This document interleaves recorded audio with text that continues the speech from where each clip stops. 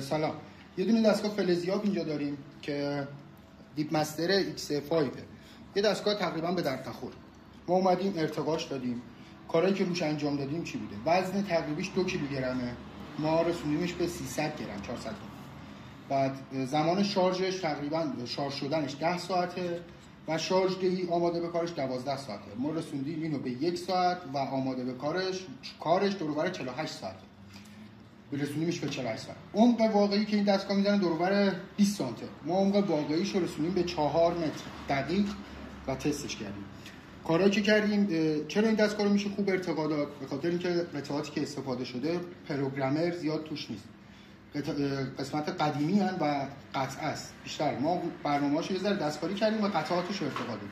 یه لوپ کوچیک جمع و جور براش ساختیم.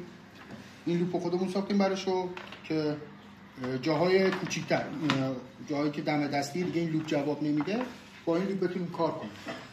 هر بردی، هر فلزیابی رو میشه ارتقا داد. البته به شرط اینکه پالسی نقطه زن باشه میتونیم ارتقاش بدیم. باز هم امری بود، سوالی بود، مشورتی بود، در خدمتتونم. موفق باشید.